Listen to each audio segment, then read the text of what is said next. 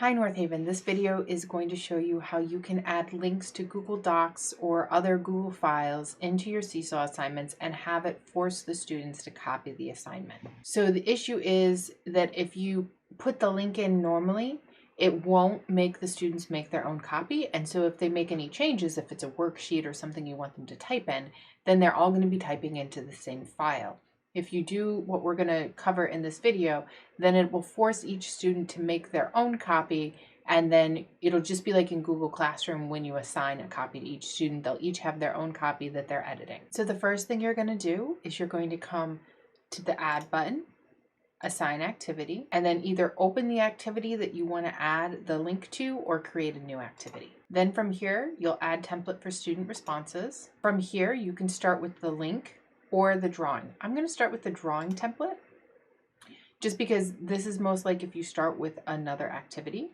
From there, you click the three dots and click link. And this is where your final link from your Google Doc or slideshow or whatever it is going to go. Now you're going to come to the top and open a new tab and go to your drive. You're going to find whatever it is that you want to share with your students. So for instance, this could be something that I want to share with my students. You're going to come to Share,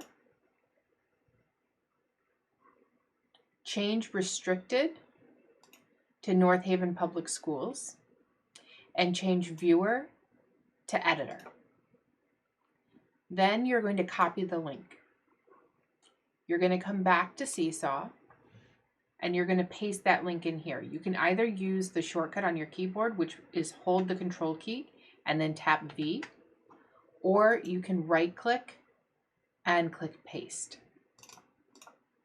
Then you're going to come and you're going to highlight everything from the end through to this edit with the question mark at the end.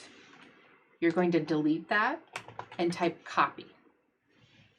Once you're done, you'll click the green check and it's going to put in this image. That will actually be the slide when they open it. Now that is the easiest way to input that in there.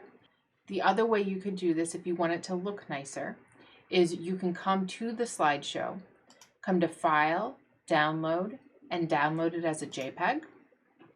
Then you can come back to Seesaw, hit this camera button, click Upload. Then you can click on the image file and open that in here. Now, instead of having the link separate, what I can do is I can click the three dots on the image, click Link, and do the same thing. Paste it, and then take out everything from the end until Edit, change it to Copy, and click the green check. Either one of these options will work. So I'm going to leave just this image here, and I'm going to lock it. Now the students have to click this link. They can't click the picture. They have to click this link to go to the slideshow. So what I'm going to do is I'm going to grab my pen and I'm also going to put an arrow in there and I'm going to add directions. Now this is Hermione's view in the classroom. So this is what the assignment will look like when they get it.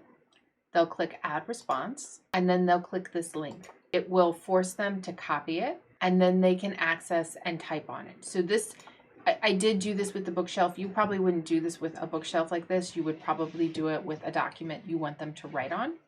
Now, the next step they would need to do is they would have to come up to the Share button, and then they'll have to type your last name in this gray area.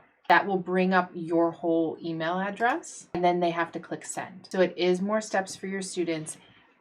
This might be better probably for your first and second grade students, but this is an option that you have.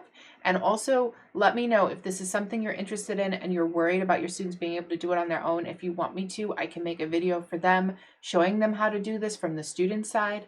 And then you could also distribute that to your kids.